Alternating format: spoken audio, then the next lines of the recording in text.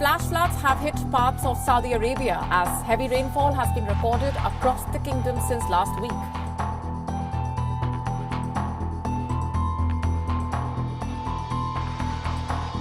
The whole of Saudi Arabia and the international community were recently thrown into shock as the holy city of Mecca became submerged due to heavy rainfall, resulting in the disruption of worship, displacement of pilgrims, locals, and even animals, and destruction of properties. What is even more worrisome is the catastrophic result of this flooding. What caused this catastrophe, and how can future occurrences be avoided? Join us as we unravel the reason for the crises in one of the world's most revered cities. Saudi Arabia, home to Islam's two holiest cities, Mecca and Medina, which draw millions of Muslims worldwide every year during the annual Hajj, has been seriously grappling with challenging climate patterns, from severe droughts to high temperatures, extreme dry conditions, air pollution, and worst of all, a rise in water level that has haunted the nation with flash floods, all of which come with their severe consequences. For context, let's look at the factors that have shaped Saudi Arabia's weather over time. The country's geography plays a crucial role in determining its weather patterns. As we all know, Saudi Arabia is primarily arid, with vast desert areas like the Rub al Khali, also known as the Empty Quarter, which is one of the largest sand deserts globally.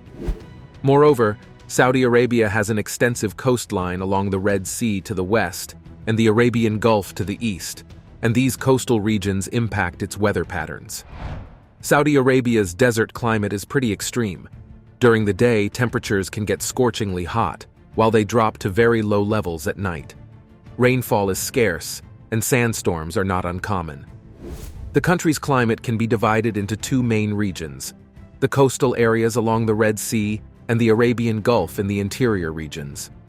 The coastal areas like Jeddah and Jizan have a more moderate climate because they're near the sea. The humidity levels are higher compared to the interior regions. The temperatures are generally milder, with summer highs ranging from 30 degrees C to 35 degrees C, 86 degree F to 95 degree F. Winters are colder than the desert region, but the humidity makes it feel more uncomfortable.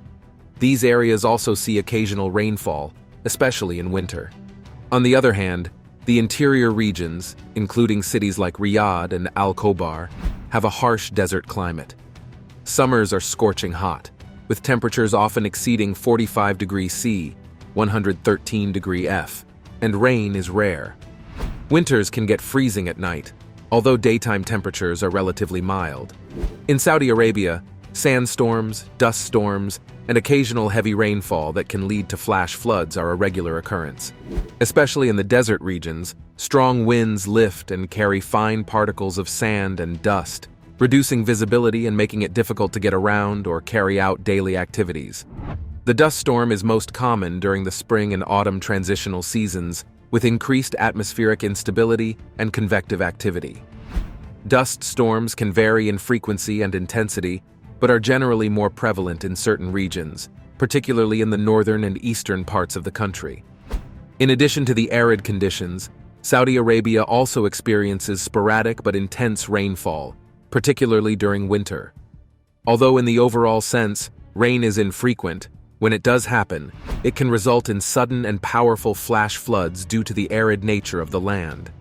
These floods are often associated with convective thunderstorms that develop rapidly and release large amounts of water within a short period.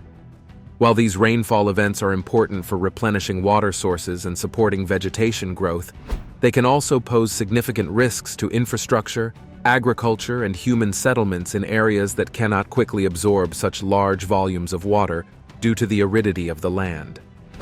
Saudi Arabia faces the risk of scorching heat waves, which can be harmful to people's health. The combination of high temperatures and low humidity levels during the hottest months of the year can lead to heat-related illnesses and discomfort. It also strains the country's energy resources as the demand for cooling systems increases. In recent times, Saudi Arabia has experienced some unusual weather patterns that have caught people's attention. For example, there have been reports of snowfall in the northwestern parts of the country, which is quite rare. These events have sparked discussions among the public about the potential impact of global climate change on Saudi Arabia's weather patterns. What are the most severe flood events Saudi Arabia has experienced? While it may not come as a surprise that Saudi Arabia experiences certain weather events, what is truly unexpected is the persistent issue of flooding that plagues the nation. When we think of Saudi Arabia, we often associate it with arid landscapes, right? We know that the coastal regions exist along the Red Sea to the west and the Arabian Gulf to the east. Even at that, they make up a smaller portion of the overall land area compared to the vast arid territories that characterize Saudi Arabia. So why do we see such a high frequency of floods occurring? We'll find out soon, but before that, let's take a brief look at some of the flood patterns in the nation. In November 1985, Saudi Arabia experienced heavy rainfall in the country's northwestern regions, resulting in what has been described as the worst flood in that area in half a century. The rain was so intense that the streets were submerged in water over a meter deep. Life came to a standstill for 3 days, especially in Jeddah, and the surrounding areas faced widespread destruction and loss of life. The flooding occurred because of the heavy rainfall, which overwhelmed the drainage systems in the city. As a result, many areas experienced extensive flooding. The impact of the flooding was devastating, leading to the loss of many lives and causing significant damage to property and infrastructure. It's challenging to determine the exact number of casualties, but it's estimated that hundreds of people lost their lives, thousands of homes were damaged or destroyed, and critical infrastructure like roads and bridges suffered severe harm due to the flooding. Again, 2009, another catastrophic flood taunted the city, and just like the last flood, the city of Jeddah was affected. The flood was caused by an unusually heavy amount of rainfall that led to flash floods that overwhelmed the city's infrastructure and caused widespread devastation. The city's drainage systems were not equipped to handle such a large volume of water, so roads, neighborhoods, and public facilities were flooded. The sudden onset of the flooding caught many residents and authorities by surprise, making the situation even more severe. In addition to the natural factors, human activities played a role in exacerbating the impact of the disaster.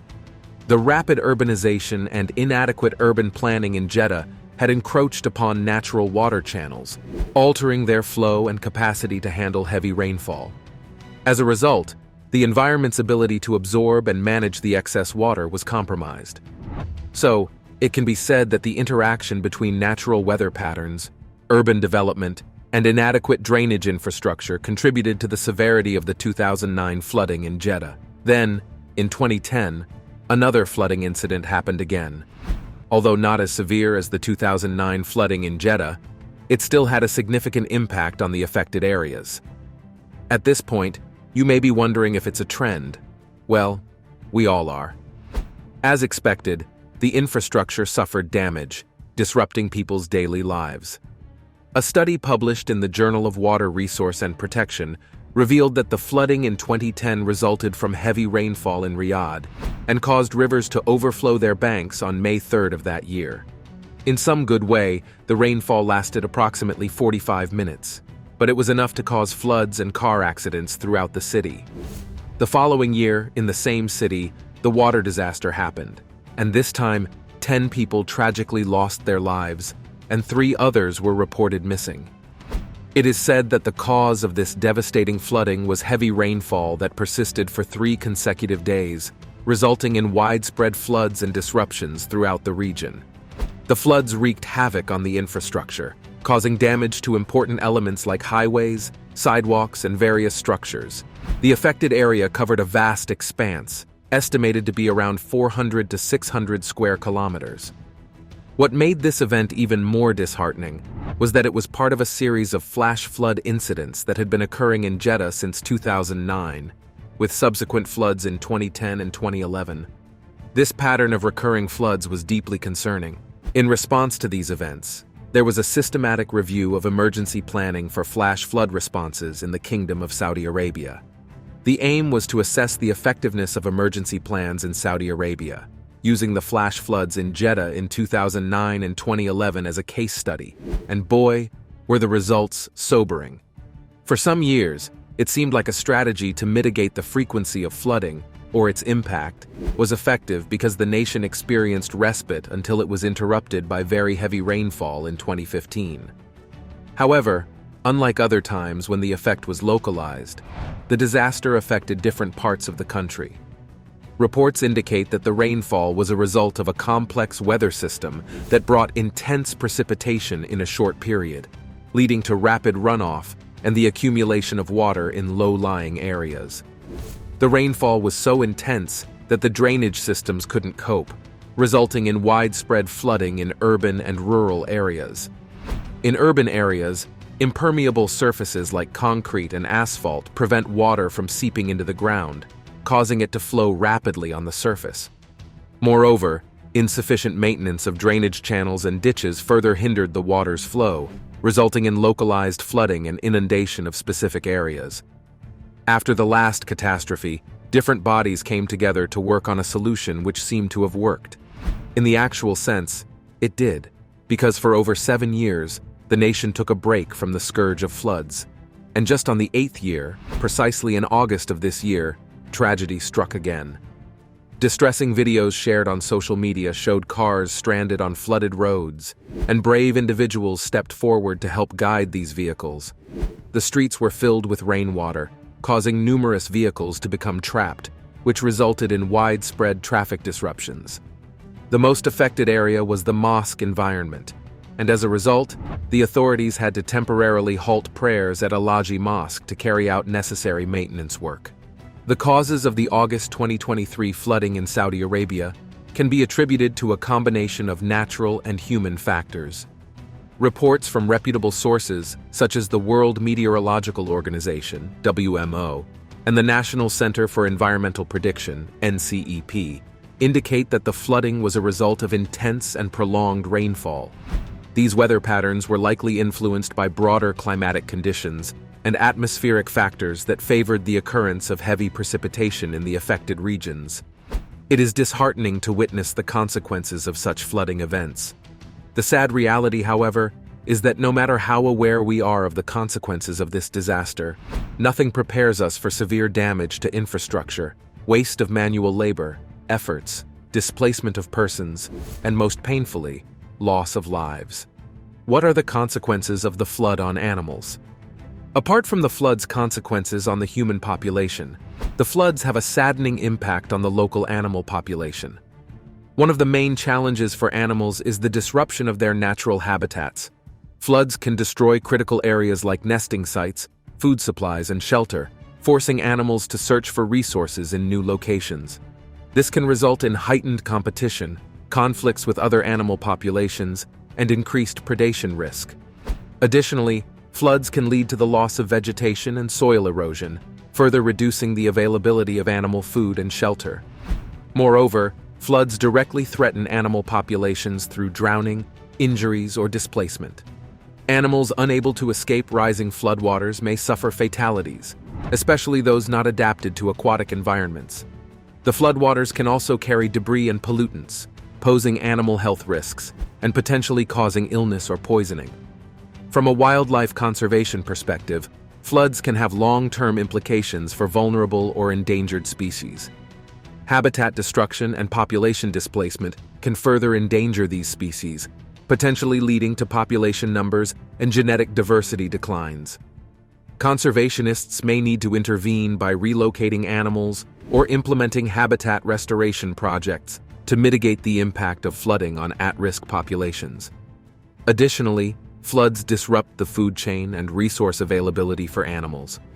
Aquatic species may experience water quality and nutrient availability changes due to flooding, affecting their survival and reproductive success. Terrestrial animals may find their food sources submerged or washed away, leading to scarcity and the risk of malnutrition. It is crucial for both local and national authorities to thoroughly study and understand the causes of floods, both natural and mostly human factors. By doing so, authorities can strategically implement measures to reduce the risks associated with these natural disasters. The gravity of these events highlights the urgent need for comprehensive and effective measures to address the increasing frequency and impact of flash floods in Saudi Arabia. the safety and well-being of the population, as well as the preservation of infrastructure, must be prioritized to mitigate the devastating consequences of such natural disasters. What is the role of humans in this flood, and what effective steps are needed to curb this flooding issue? Sadly, both intentionally and unintentionally, aside from natural factors, humans play a significant role in floods occurring in Saudi Arabia, and it is disheartening to witness the consequences of these events. There are several ways in which human actions contribute to flooding. One major factor is the rapid expansion of cities and infrastructure.